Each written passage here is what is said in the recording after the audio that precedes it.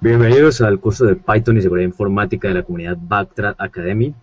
Para el curso me acompañan Danilo Vargas y Facundo Albarracín. Yo soy Juan Sebastián El Hash, soy desarrollador de software libre, desarrollador web y actualmente estoy cursando un diplomado en desarrollo web. Danilo Vargas es ingeniero de sistemas, es administrador de sistemas GNU Linux y desarrollador web.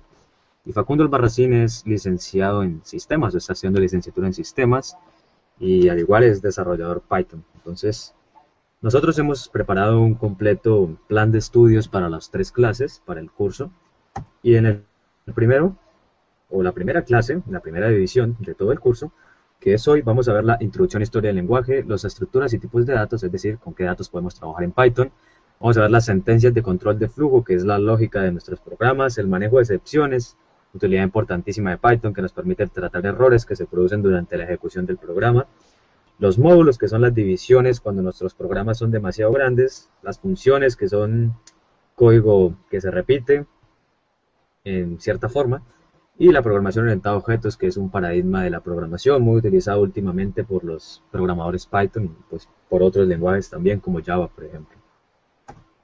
En la segunda clase, es decir, dentro de 8 días, el próximo sábado, vamos a tener ya el manejo de ficheros y manejo de bases de datos, puesto que vamos a tener que manejar bastante información cuando estemos desarrollando nuestros scripts, nuestro software.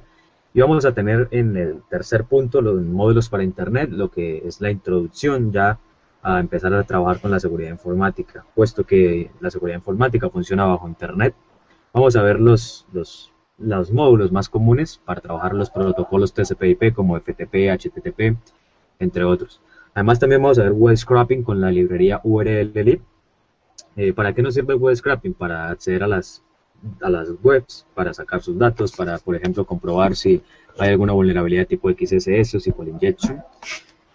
Y vamos a ver al final framework de desarrollo web como Django y Web2Py, puesto que la idea es que generemos interfaces interactivas con nuestros usuarios y la interfaz en web es una muy buena opción para no tener que ver interfaces de escritorio.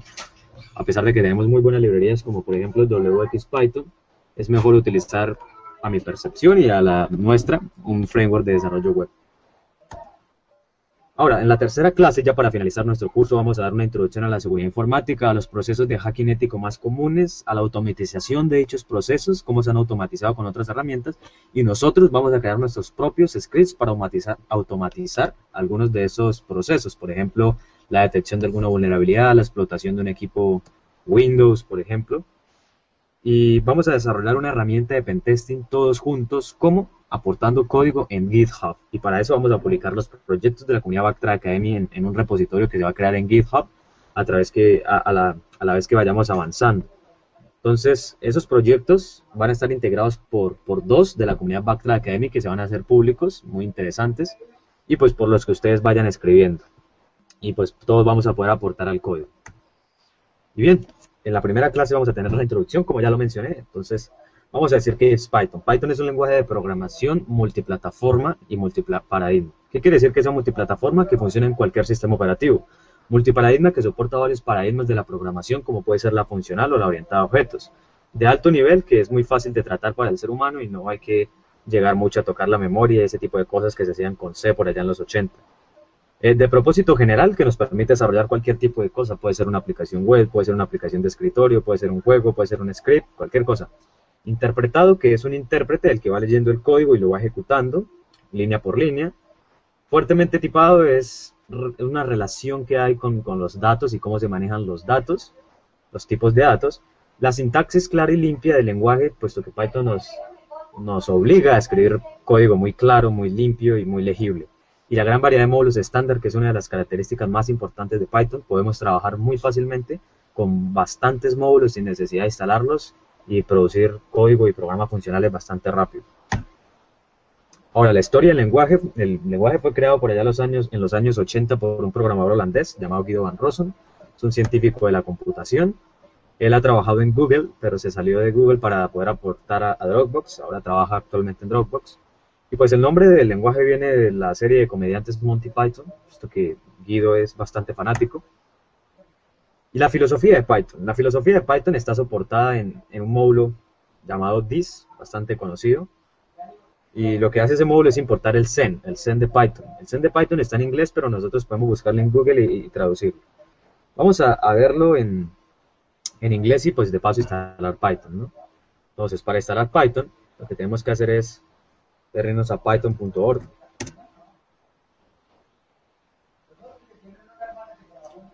Venimos a la sección Download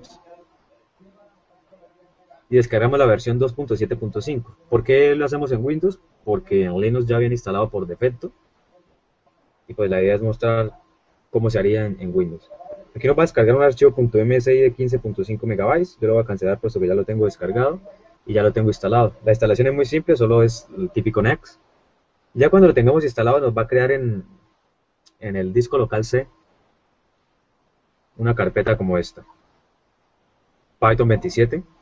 Entonces tenemos que agarrar la ruta de esa carpeta, venirnos a equipo, a propiedades del sistema, a configuración avanzada del sistema y a la variable de entorno.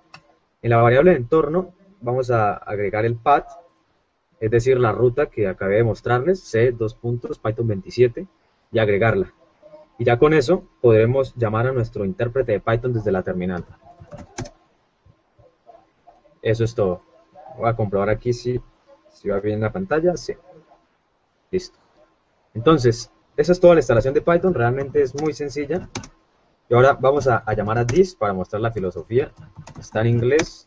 No la voy a traducir toda, pero la pueden buscar por ahí en Google. Entonces aquí más o menos dice que bonito es mejor que feo, explícito es mejor que implícito. A ver, ¿qué más? Los errores nunca deberían pasar silenciosamente.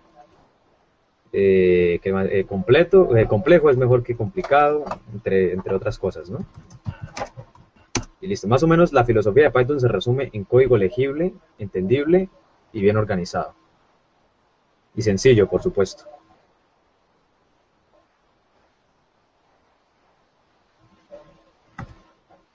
Ahora veamos qué tipos de datos podemos utilizar en Python. Sí, es casi los mismos que se utilizan en cualquier lenguaje de programación. Tenemos int para tipos de datos enteros, es decir, por ejemplo, 5, 4, 10, 30, 84. Tenemos float para los tipos de datos decimales, string para las agrupaciones de cadenas, palabras, van entre comillas cuando los declaremos. Tenemos los tipos de datos booleanos que son true o false y que los vamos a ver a fondo cuando lleguemos a las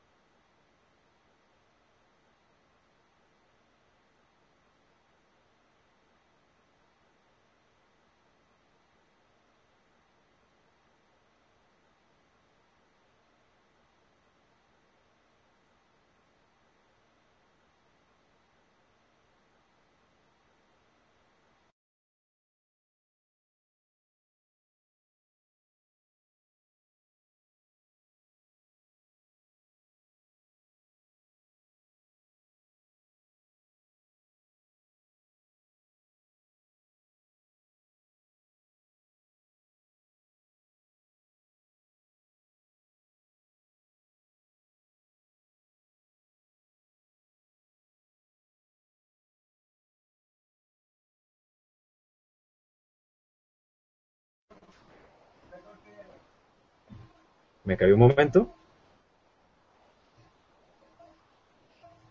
Ya. Sigo aquí compartiendo.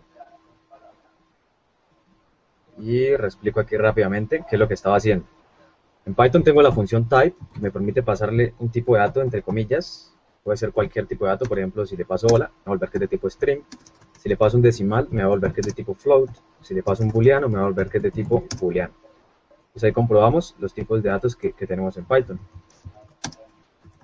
También yo tengo las listas. Si la lista es una agrupación de datos, la declaro entre corchetes. Y puede ser cualquier cosa. Por ejemplo, aquí yo declaro una lista con los puertos TCP/IP más comunes.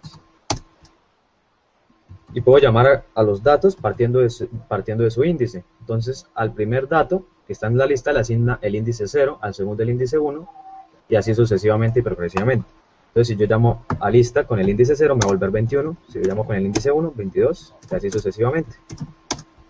Ahora, también tengo la tupla. Puedo declarar lo mismo. 25, por ejemplo, y hacer lo mismo. Tupla 1 me vuelve 22, si lo llamo con 0 me va a volver 21.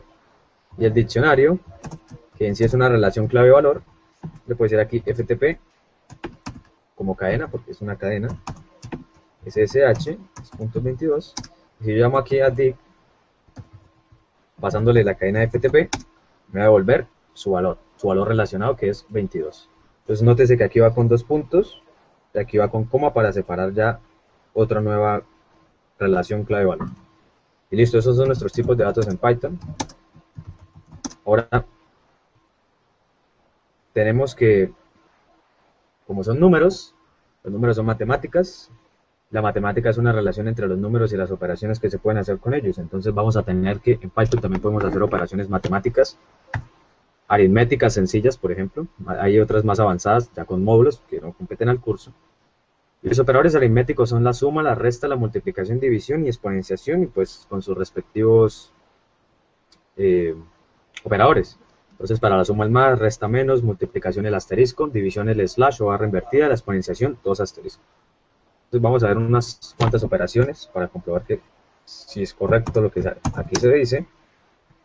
13 menos 4, bueno, 5 más 513 menos 4, 13 menos 4, 9, 10 por 10, 100, 10 dividido en 2, 5, y hay otro que se llama el módulo, que es el residuo de la división. Entonces, por ejemplo, si yo divido 10 en 3, me va a dar 9 y me va a sobrar 1. Y esos son los operadores aritméticos. Ahora, yo, por ejemplo, podría declarar una variable diciendo número igual a 5, número igual a 2, número 2 igual a 10, y operar con esas variables, número más número 2. Y me va a dar 15. Hagamos el ejemplo en Sublime, el editor de textos. Vamos a declarar una variable con el valor 5, otra variable con el valor 10. Y si yo intento operar sobre ellas, así como lo hago con el intérprete, la consola interactiva de Python, me va a volver un error. Vamos a verlo en ejecución. Voy a llamar al archivo script que acabo de crear, lo puse en el escritorio. Voy a invocar al intérprete y yo voy a pasar el nombre del archivo, y aquí no me está devolviendo nada. ¿Por qué? Porque yo no estoy utilizando print. Con print le digo que me vuelva algo por pantalla. Pero ¿por qué si es necesario ahí y por qué no aquí? Porque en la consola interactiva podemos omitirlo, porque la idea es que escribamos código rápidamente. Entonces Python como que de una vez interpreta que estamos queriendo hacer un stream. Además de que funciona como si fuese una consola de ejecución de comandos. Entonces, pues más sencillo así, pero es importantísimo que tengamos en cuenta esto.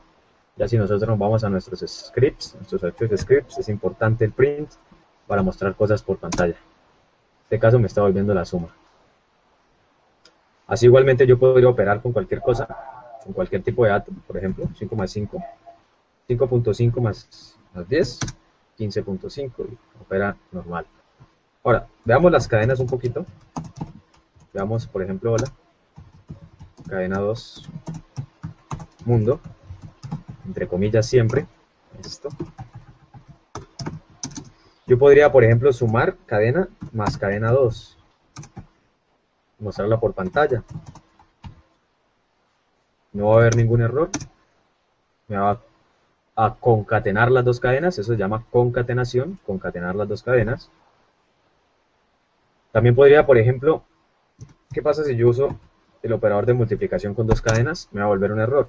Pero si yo uso el operador de multiplicación entre una cadena y un número, lo que va a hacer Python es mostrarme esa cadena la cantidad de veces equivalentes al número que yo estoy multiplicando. Entonces, si yo pongo, por ejemplo, cadena por número, en este caso el número es 3, me va a volver 3 veces la cadena. Eso se llama... eso es lo que, a lo que hace referencia lo de fuertemente tipado. Que yo, por ejemplo, no puedo hacer una operación de suma, bueno, de multiplicación entre dos cadenas. Cadena sola, punto.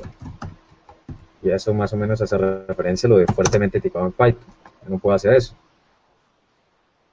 Entonces, estas son las operaciones aritméticas que podemos tener con Python. Y continuemos.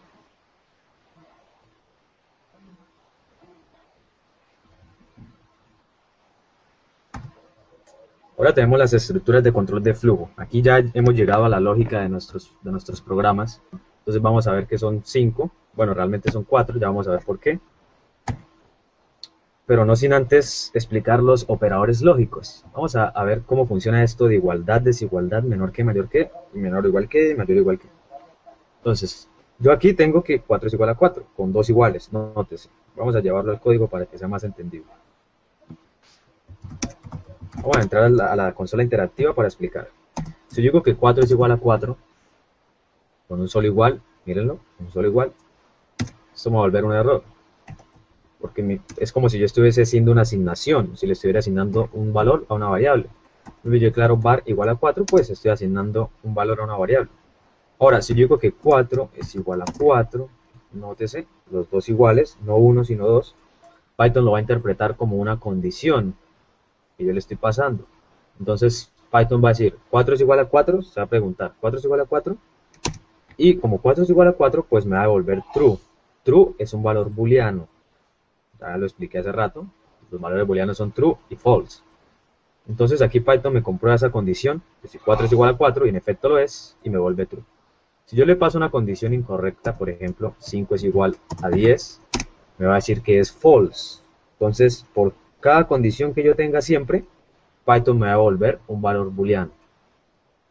Entonces, por ejemplo, puedo decir que 10 es menor que 5, obviamente eso es falso. Puedo decir que 100 es mayor que 1, y eso es verdadero. Puedo hacer esta, 100 es menor o igual a 100, y eso me va a volver true. ¿Por qué? Porque yo le estoy diciendo, 100 es menor o igual, 100 es menor o igual a 100. Es decir, que le estoy metiendo dos condiciones, y una de ellas se comprueba correcta, entonces me va a volver que es true. Muy lógico. Y bien, esos son los operadores lógicos. Ahora sí, vamos a lo que son las estructuras de control de flujo y a ver cómo se relacionan con estos operadores lógicos.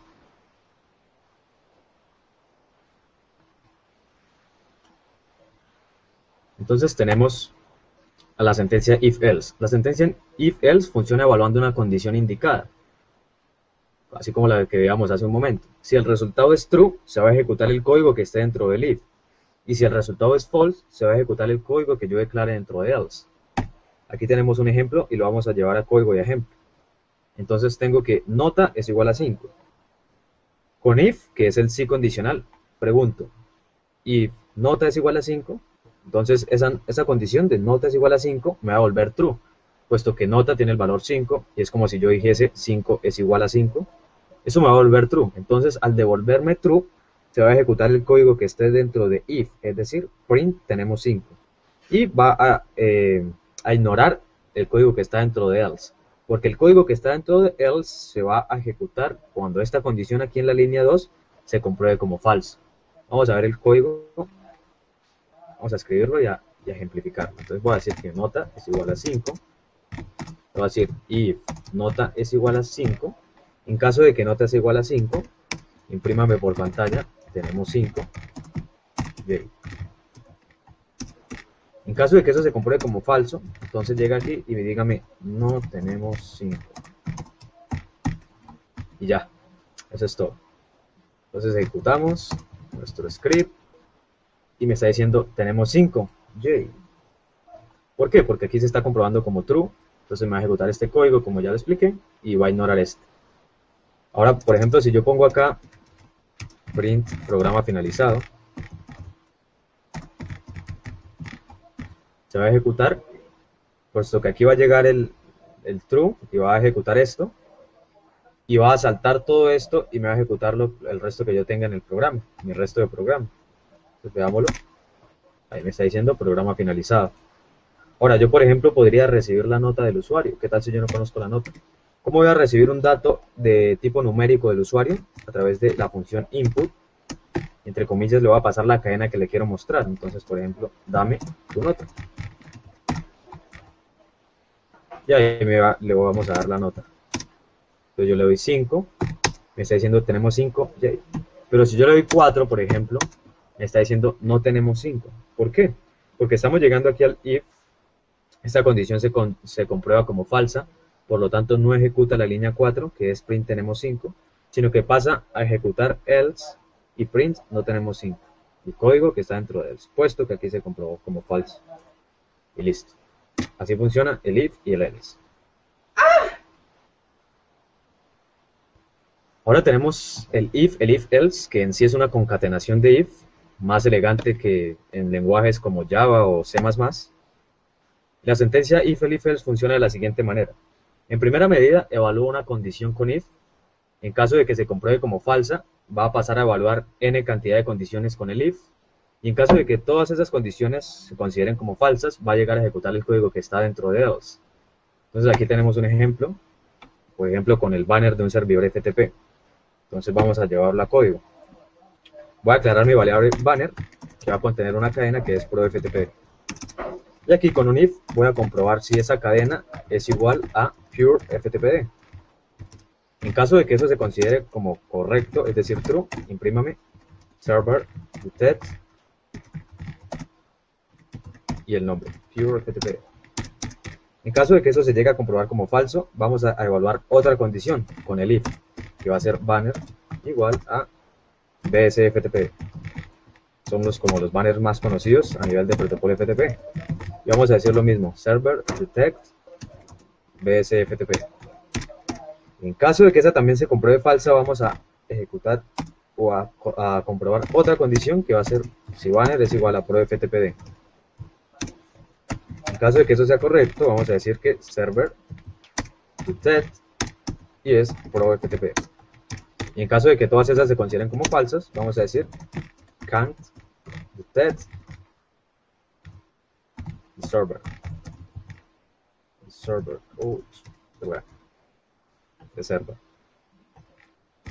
Listo. Entonces voy a guardar, lo voy a ejecutar. Me está diciendo server detect ProFTP. ¿Por qué?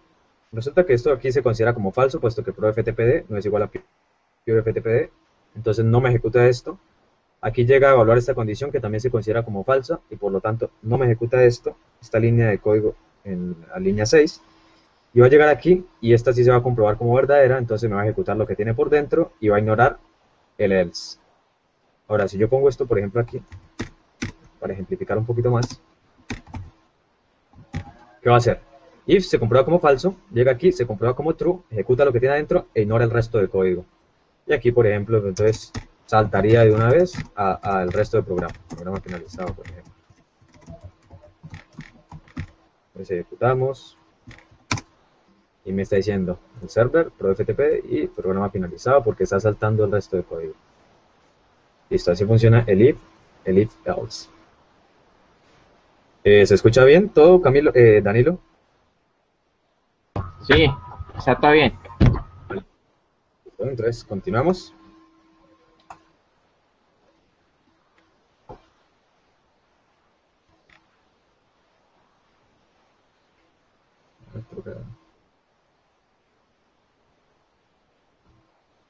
Entonces llegamos al for, que es otra estructura de control de flujo. Entonces la sentencia for nos permite realizar iteraciones. La sentencia for aplica una serie de código, de sentencias de código para cada uno de los elementos que contiene el objeto sobre el que aplicamos la iteración. Esta teoría suena un poquito compleja, pero en la práctica realmente es muy sencilla. La podemos resumir en estas 3 líneas de código. Aquí yo declaro una lista de puertos con los TCP/IP más comunes, 21, 22, 23, etcétera.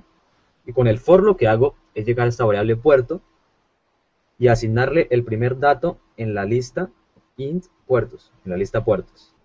Entonces puerto va a equivaler a 21 y se va a ejecutar este código sobre esa variable, sobre ese primer dato.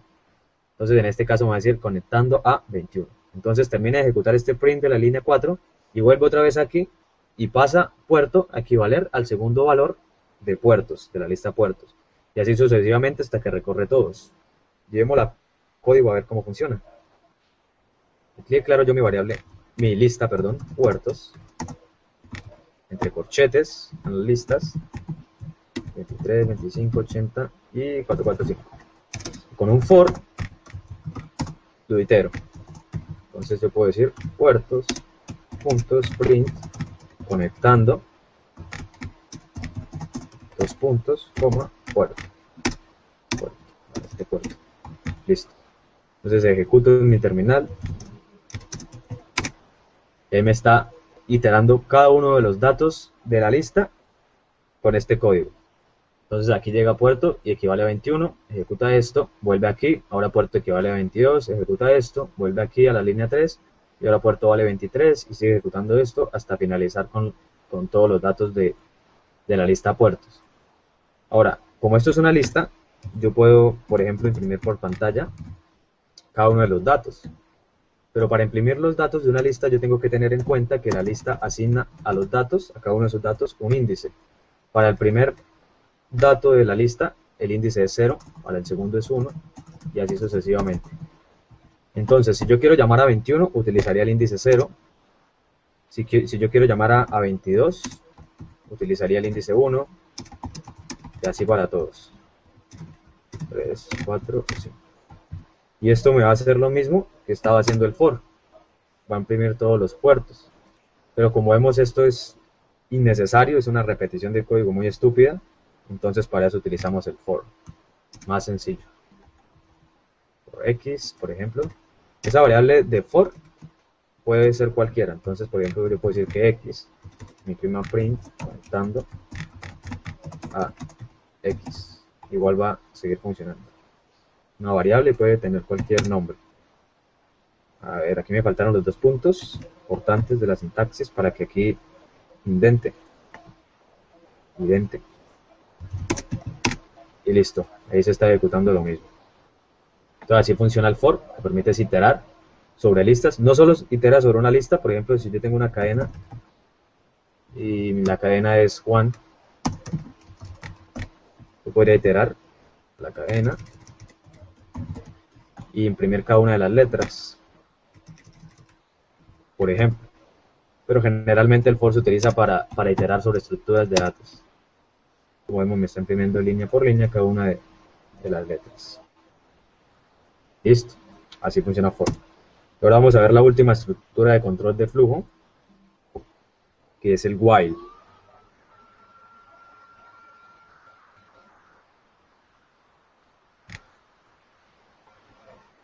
Entonces tenemos aquí el while. ¿Qué dice? While ejecuta una serie de sentencias siempre y cuando se cumpla una determinada condición. Es decir, que una condición que nosotros le decimos a Python que evalúe se considere como true. O también pueden ser varias condiciones. El bucle finaliza cuando esta condición o estas condiciones dejan de cumplirse.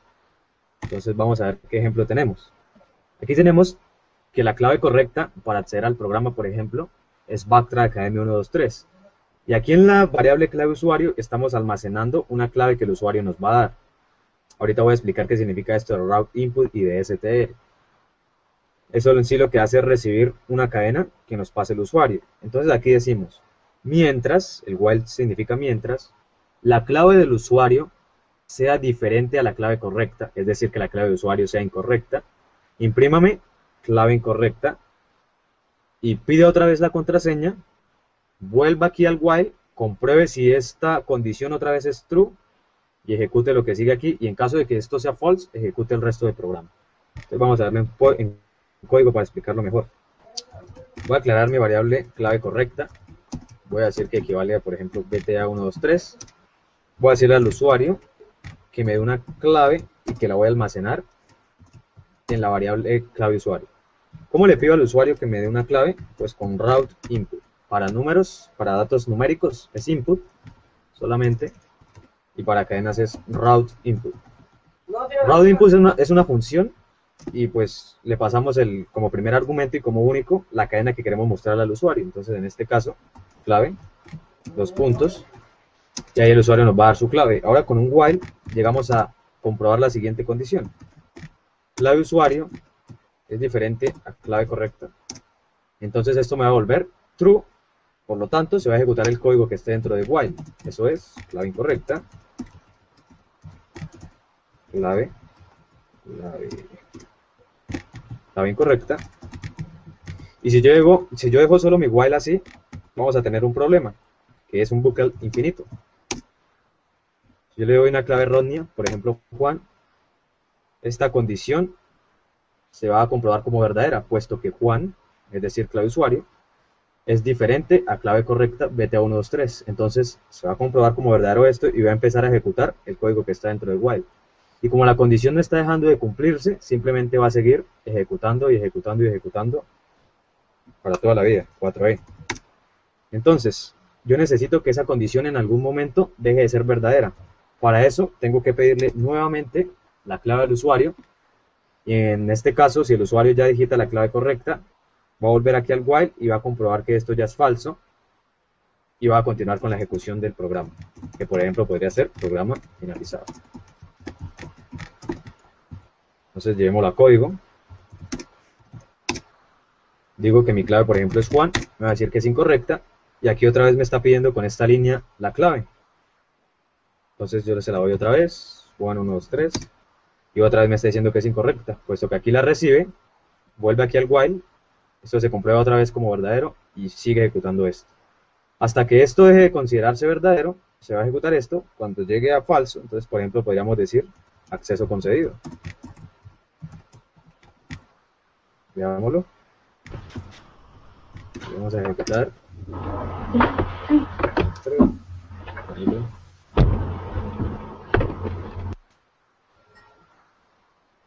Si yo le paso una clave correcta, entonces ya me va a decir acceso concedido, puesto que este while ya se consideró falso y no va a ejecutar lo que está dentro de él. Así funciona la estructura de control while. Y pues esas son todas las estructuras de control de flujo que tenemos en Python. Realmente son muy sencillas, muy bonitas sintácticamente, a diferencia de lenguajes como Java o C++. Y ahora tenemos las funciones. Voy a dar una pequeña introducción a las funciones, porque de esto se va a encargar Danilo, puesto que él va a utilizar funciones y módulos, que ese es nuestro siguiente tema, para desarrollar unos scripts bien interesantes de escaneos de puerto con Python. Entonces yo simplemente voy a explicar aquí un poquito a qué va esto de las funciones. Entonces una función es un bloque de código que tiene un nombre asociado y ejecuta una serie de órdenes retornando un valor. La función puede ser llamada desde el programa n cantidad de veces. Entonces yo voy a crear una función que se va a llamar sumar, que va a recibir dos datos que los va a tratar como x y y que esos dos datos lo que va a hacer es sumarlos y mostrarme por pantalla que la suma es la suma de los dos datos. Aquí voy a recibir un número del usuario con input para datos numéricos. Voy a decir dame un número, dos puntos, lo voy a almacenar en la variable número 2 y en la variable número, y en la variable número 2 voy a almacenar otro dato numérico igual. Dame otro número. Pues aquí voy a llamar a sumar, a la función sumar, y le voy a pasar esos dos datos que le pedí al usuario. Y ahí me va a devolver la suma. Aquí hay un error de sintaxis, aquí tengo que ponerle una coma. Yo le doy un número, 6, 7, y me dice que la suma es 13. ¿Por qué le estoy poniendo la coma aquí? Porque resulta que si yo le pongo un más para concatenar esas dos cadenas, esta suma me está devolviendo un entero. Yo no puedo concatenar una suma con un entero. Entonces, ¿qué podría hacer? Pues usar la coma, o en su defecto usar el más, y convirtiendo ese entero en un string, funcionaría igual, 4, 5, y la suma es 9. Entonces, son dos formas. Yo creo que es más legible hacerlo con string, pero sin embargo, dejémoslo ahí con coma. Entonces Entonces, ¿qué está sucediendo? Aquí él está recibiendo X y Y, ¿por qué le estoy pasando un número y número 2? Resulta que a él no le importa eso, porque aquí nosotros le vamos a mandar estos argumentos y él los va a tratar o los va a convertir en X y Y y los va a tratar como si fuesen X y Y. Y eso no importa, los nombres pueden variar entre parámetro y argumento, no hay problema. Si yo les declaro como X y Y, igual va a seguir funcionando. Por ejemplo, ahí no hay problema. Lo mismo, 5, 6, sumamos. Y listo, eso es todo en funciones. Ahora mi amigo Danilo va a pasar a explicar lo que es el resto de funciones, a ver un poquito más a fondo funciones y los módulos, cómo dividir nuestros programas en varios scripts, pero ya ejemplificándolo un poquito con lo que es la seguridad informática, con un escáner de puertos y con otro script que pues él nos va a estar mostrando, ¿no? Entonces eso es todo de mi parte. Yo creo que en la segunda clase vamos a seguir tratando un poquito esto para explicarlo un poco mejor y ya empezar a manejar ficheros y bases de datos. Entonces continúa Danilo. Danilo. Buenas noches, mi nombre, como lo había dicho Juan, es Danilo Vargas, estudiante de Ingeniería de Sistemas. Voy a explicar funciones, módulos. Vamos a hacer dos pequeños ejemplos, pero comparto pantalla.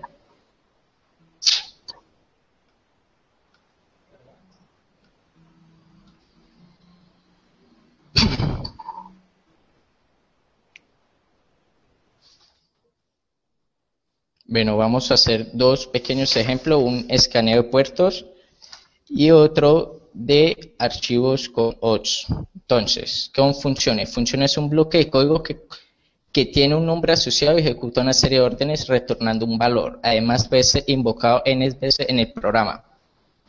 Entonces, para declarar una función se necesita la palabra clave def, enseguida espacio, el nombre de la función, en paréntesis los parámetros. Dentro de esto van las sentencias del código. ¿Cómo se llaman? Entonces, para llamar las funciones se coloca el nombre de la función y dentro de los parámetros que hemos declarado acá. Entonces vamos a hacer un pequeño demo. ¿Sí me escuchan?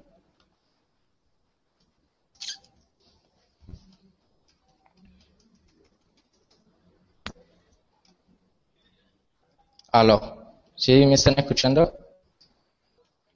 Listo. Vamos a colocar acá funciones.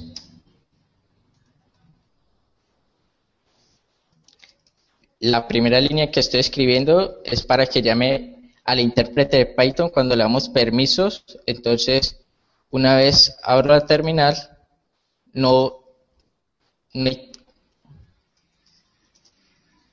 vamos a escritorio. No hay la necesidad de escribir Python funciones, sino que cuando le damos permiso, entonces van a escribir funciones. Entonces eso es lo que hace la primera línea, dándole permisos. Vamos a hacer un comentario, creación de funciones. Entonces, como venía hablando, primero para declarar una función se escribe la palabra def, enseguida el nombre. En este caso se va a llamar suma. Ahí van a ir los parámetros, entonces número 1, número 2. Si quisiera ingresar más número, entonces número 3, etcétera.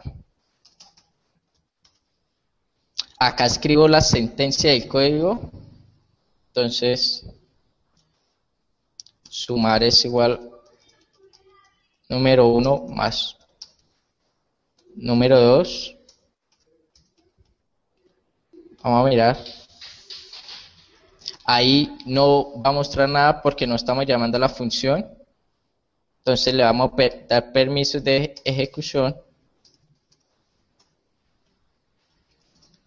Nos tiene que mostrar así verde, eso significa que está en opción de ejecución. Vamos a escribir ./ funciones, miramos que no muestra nada, entonces vamos acá a escribir, la llamamos suma. Entonces ingresamos el primer parámetro, el 1, lo va a tomar como número 1, el 2 lo va a tomar como número 2, y acá, entonces, me va a retornar sumar. Acá le vamos a hacer un print para que lo muestre y me lo va a mostrar. De esta forma se declaran las funciones en Python. Ahora, entonces, siguiendo con el temario, los módulos son los cuando desarrollamos en Python o en cualquier otro lenguaje existen los módulos. Entonces, cuando escribimos en un solo archivo Python, en este caso si escribiera en Python, una cantidad de código saliera en 500 líneas, entonces uno lo divide por módulos, donde estos módulos están unos bloques de código dependiendo de lo que vamos a usar. Entonces un ejemplo puede ser un módulo, por ejemplo, existe NEMAT, que es para escaneo de puertos, también existe, por ejemplo, para escanear, por ejemplo, para explotación. Entonces podemos utilizar diferentes módulos. Ahora, entonces vamos a crear un pequeño script para el escaneo de puertos. Voy a explicar paso a paso. Ya mis compañeros Facundo y Juan dieron lo básico de cómo se declaran variables, funciones, los if. Entonces yo creo que con eso ya es necesario para empezar a desarrollar script en la parte de seguridad informática. Entonces vamos a ponerle escaneo de puertos .py. Ahora, entonces, escribimos nuestra primera línea. Creación de escaneo de puertos. Ahora, entonces, los módulos tienen atributos, los objetos tienen atributos. En Python existe algo que se llama name. Este name tiene un atributo que es main. Entonces,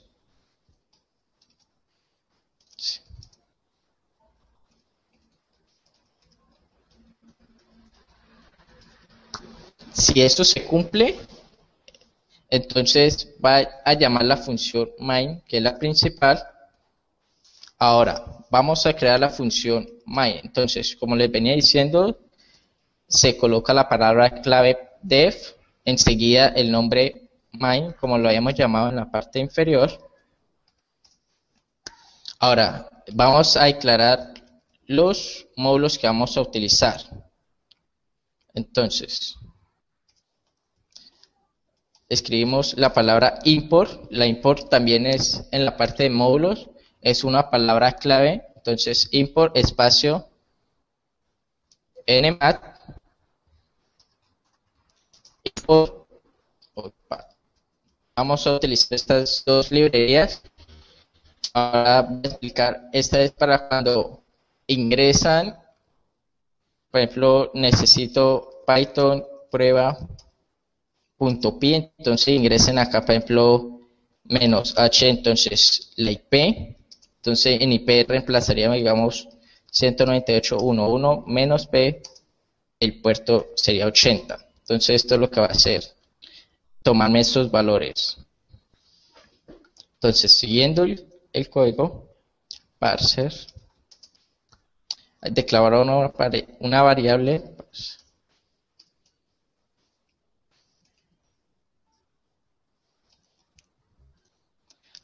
listo. Ahora, entonces acá vamos a escribir cómo nos va a mostrar el mensaje. Entonces, me va a llamar primero el programa, -h, que va a ser el objetivo del host, o sea, la IP.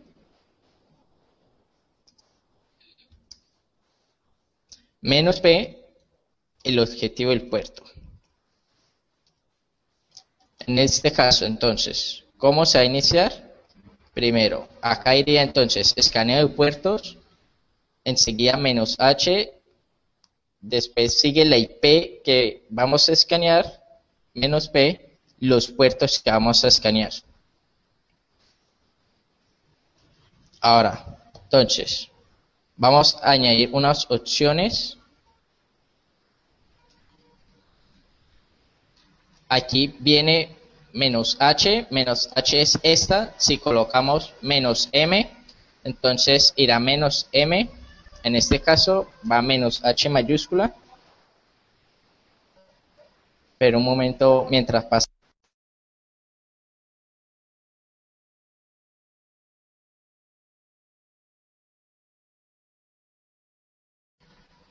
Bueno, entonces ahora seguimos declarando nuestras variables. Acá es como lo vamos a llamar, entonces objetivo host. El tipo, entonces va a ser un tipo string.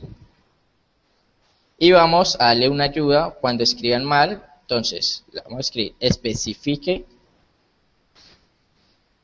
el host de la víctima. Entonces, ahora siguiendo esto, punto añadir opción, otra opción. En este caso va a ser menos p de edge. Entonces, objetivo puerto. El tipo también va a ser string. Y la ayuda cuando se equivoquen, entonces me va a mostrar un mensaje, especifique el puerto de la víctima. Ahora, entonces, vamos a hacer lo siguiente.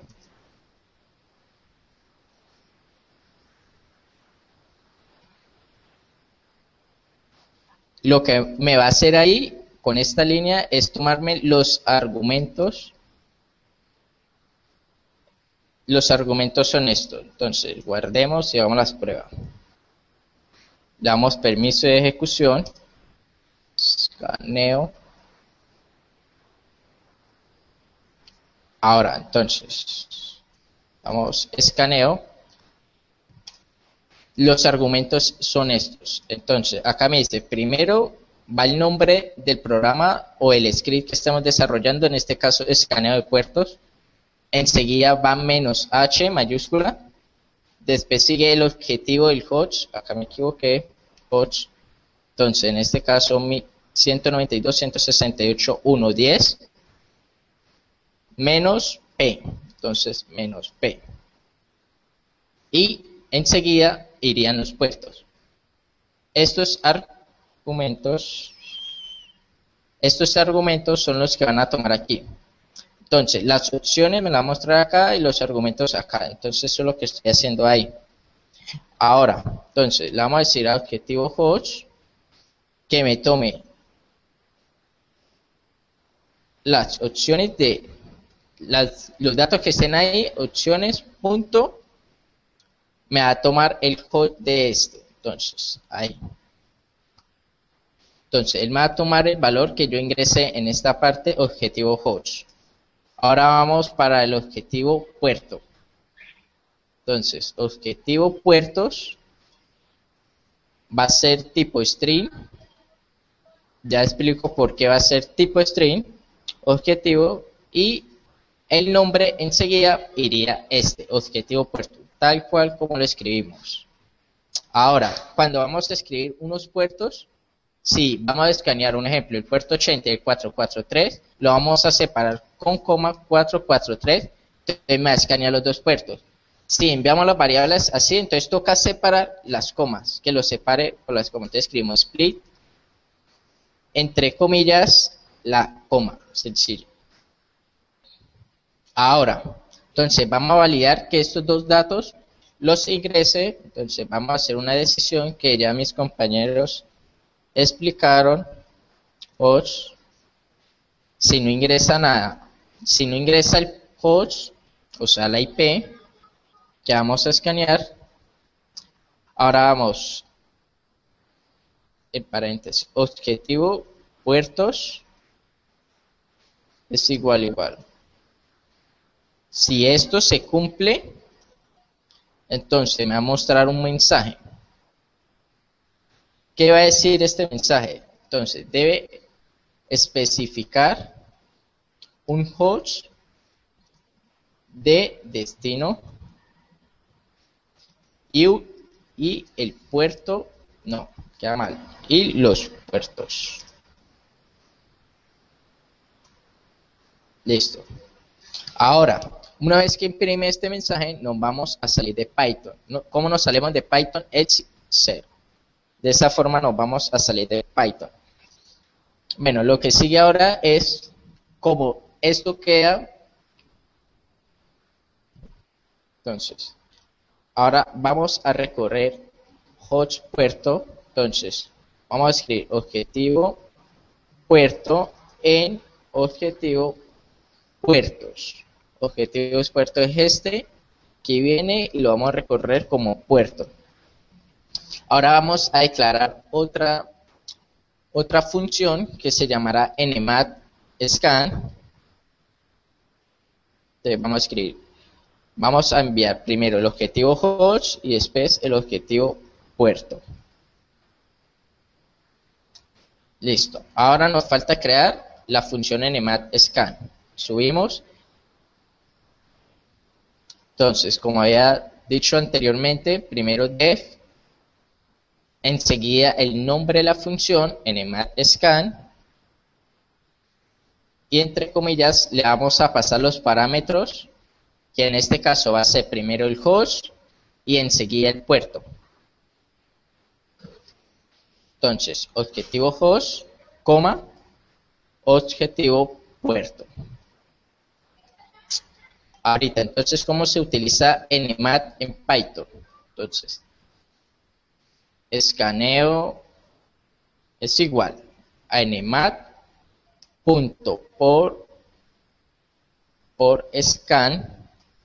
scanner, ahí lo que hago es activarlo ahorita. Entonces, escaneo punto, vamos por el atributo scan. Ahora, entonces, le metemos el host enseguida, host puerto. Vamos a la terminal, vamos a escribir Python import nmat, me parece que no lo tengo instalado.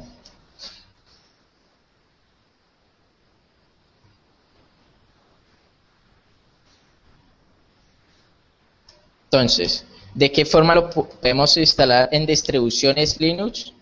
Sudo actitud install Python nmat.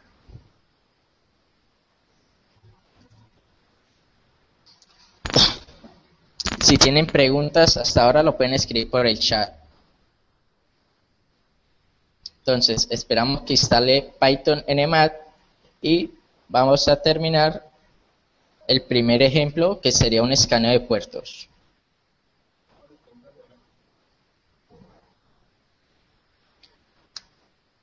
Listo, ahora volvemos al intérprete de Python, importamos el módulo nmat, ahí ya está funcionando. Ahora entonces escribimos nmat. Bueno, antes de eso existe un módulo que nos muestra las funciones que incorpora y las variables de un módulo. En este caso, entonces escribimos dir, entre corchetes escribimos nmat y me va a mostrar acá los atributos y funciones que tiene. Entonces, en este caso vamos a utilizar .scanner. Entonces escribimos nmat. Seleccionamos este .scanner y cerramos corchete. Ahora, entonces, ahora le decimos a nmat. Que me escaneé. En este caso va primero la IP. Entonces en este caso va a escanear la 1 y voy a escanear el puerto. En este caso va a escanear el puerto 80. nmat, si está bien escrito. Me falta declarar una variable, entonces escaneo es igual a nmat. Por escáner. Listo. Ahora escaneo.scan,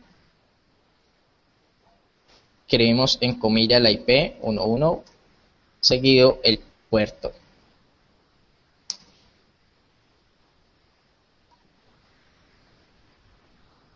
Listo, me faltan las comillas. Ahora que me va a mostrar acá, información básica, ahí ya hizo el escaneo, va a extraer el coach, la fecha descargado y el comando que utilizó. En este caso, por defecto, toma -ox, -p, -cb. En el último curso vamos a entrar bien profundo cómo funciona en ENMAD. Ahora, sigamos con nuestro script. Entonces, vamos a sacar el estado del puerto. Entonces, a ver si está abierto o cerrado el puerto. Entonces, escribimos escaneo. Como mis compañeros ya ven explicado esta parte, yo creo que ya todos saben que lo que estoy haciendo en eso es básico. Entonces, acá, primero, voy a escoger el host. En este caso, va a tomar la IP que me muestra.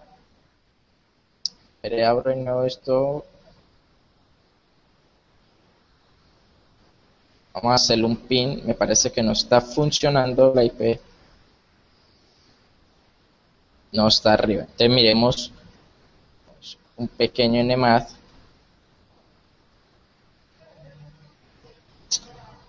Vamos a ver qué IPs están arriba.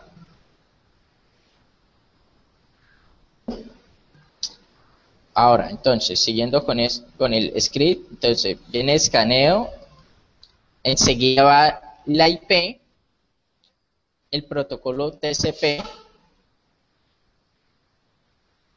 enseguida va el puerto, entonces, en tipo entero, entonces puerto, y enseguida me va a mostrar el estado del puerto. Entonces, ¿qué me está diciendo acá? Selecciona la IP, me selecciona los protocolos TCP, el puerto en este caso que está enviando desde acá en este for. Entonces, si yo escribo el 80,443, primero me va a tomar el 80, entonces me lo va a enviar acá. En el mat se va a venir para este lado, entonces me va a escribir la IP aquí y el puerto. Entonces, en este caso iría a 80 ahí y me mostraría el estado de ese puerto, si está abierto o cerrado. Ahora, entonces vamos a imprimir. Vamos a concatenar, algo que mis compañeros anteriormente explicaron cómo se concatenaba. Entonces con más, entonces tcp slash, entonces iría abierto o cerrado. Entonces va el puerto, objetivo puerto, más espacio, más el estado. Y terminamos nuestro script. Fácil, ¿no? Nuestro primer script de seguridad y no hay ninguno conectado a nuestra red. Entonces,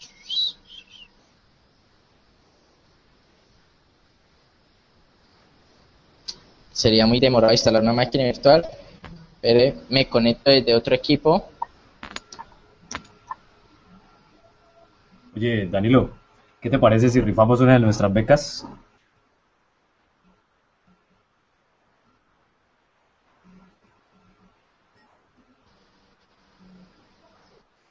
Danilo. Danilo se murió. Danilo.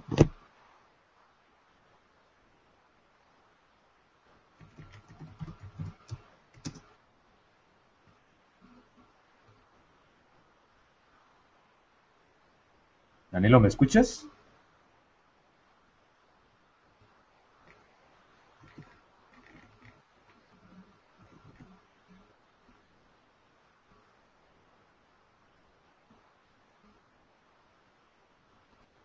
Facundo, ¿me escuchas?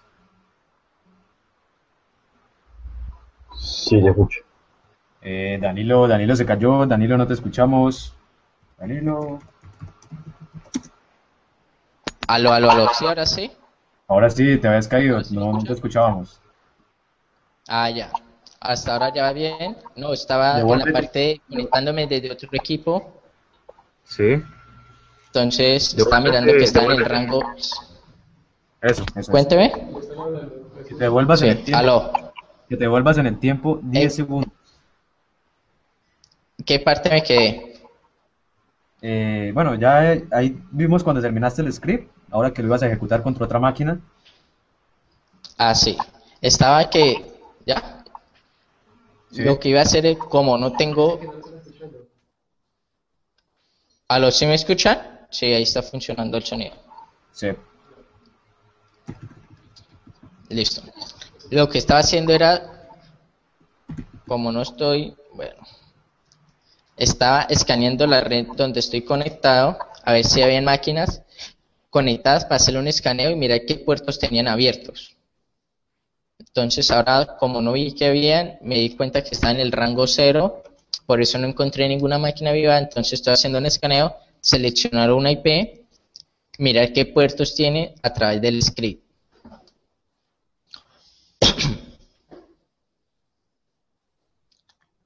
Entonces, acá ya me muestra dos, la 13.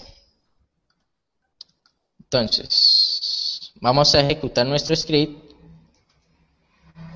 Como venía diciendo, entonces como ya le hemos permiso, lo ejecutamos punto slash, el nombre, escaneo puertos. Acá habíamos declarado cómo va a funcionar nuestro script. Entonces, viene de programa o script.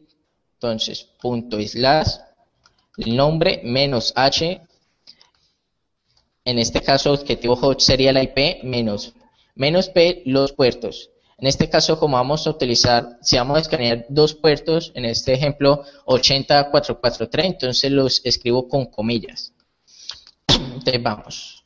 Entonces 192, 161, 013 menos P. Entonces vamos a ver si tiene el puerto abierto el 80. Lo escaneamos. Tengo un pequeño error. Aquí, parser.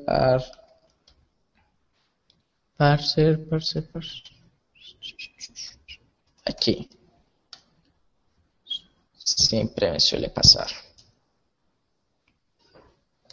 Listo, entonces ya hemos lanzado nuestro primer script de escaneo de puertos.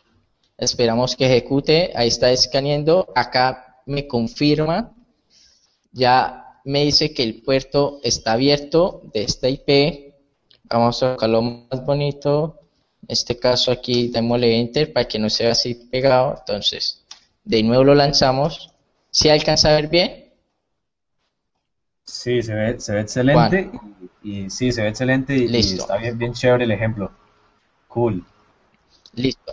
En este caso hemos escaneado nuestra IP víctima 0.13, que es la IP, el puerto TCP, el 80, y me dice que está abierto. Entonces, si vamos a escanear más puertos, de no, con uno no me sirve, entonces escaneamos el 443.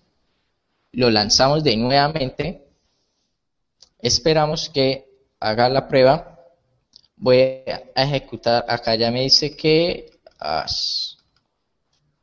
bueno, listo.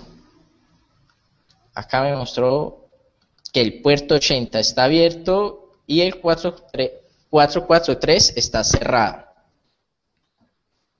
En este caso, si quiero ingresar más 5900,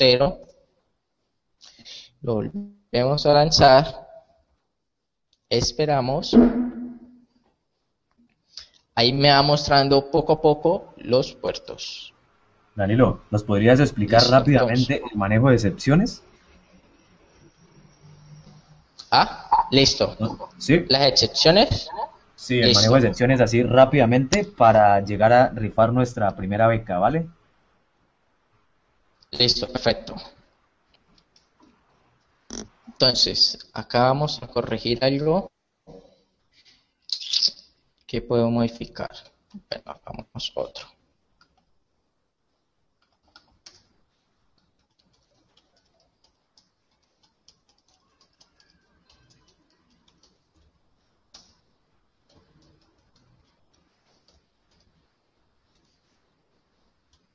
Entonces, como todo, tenemos que escribir nuestra primera línea. Pero en este caso vamos a hacer un comentario. Vamos, creación de excepciones. Podrías también crear tu propia excepción. Dígame. Sí, Facundo.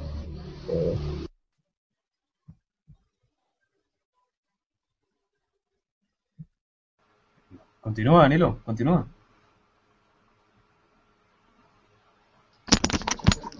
Aló. ¿Me escucha? Continúa, por favor. Sí. Aló.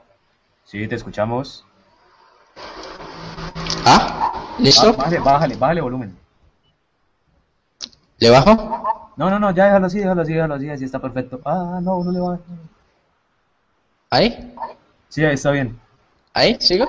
Listo. Sí, continúa, por favor. Entonces, en este caso, listo. Entonces, vamos a declarar número. Entonces, va a ser un tipo input. Entonces, vamos a decirle, ingrese un número. Y número 2, input. Ingrese otro número. Listo. Ahora, entonces vamos a mostrar primero qué pasaría si no hago una validación con excepciones. Entonces, número 1, print número 2. Ahora, vamos a nuestra terminal. Vamos a darle permisos. Backrad Academy. Listamos, ahí tiene permiso. Entonces, ingrese un número. ¿Qué pasaría si un usuario normal ingresara una letra? Botaría este pequeño error diciendo que no es definido, algo que no nos conviene. Entonces, vamos a decirle aquí treat. Ya explico qué funciona treat y etc. Entonces, error. Todo lo que esté dentro de treat tiene que ser válido. Si arroja un error como el anterior, bueno, en este caso no lo voy a botar porque ya lo validé. Bueno, aquí está. Si va a botar un error como ese, si vota por casualidad acá el número 1, automáticamente pasaría acá. Y me botaría el error, me botaría el mensaje print error. Entonces, hagamos la prueba. Ingrese un número. Backrad Academy. Automáticamente entonces me mostró el error. El mensaje que habíamos colocado acá. Eso es como lo básico de las excepciones, ¿no? Sí. ¿Eso era, Juan? Sí, con eso es suficiente. ¿Quedó claro? Ya se familiaricen con eso.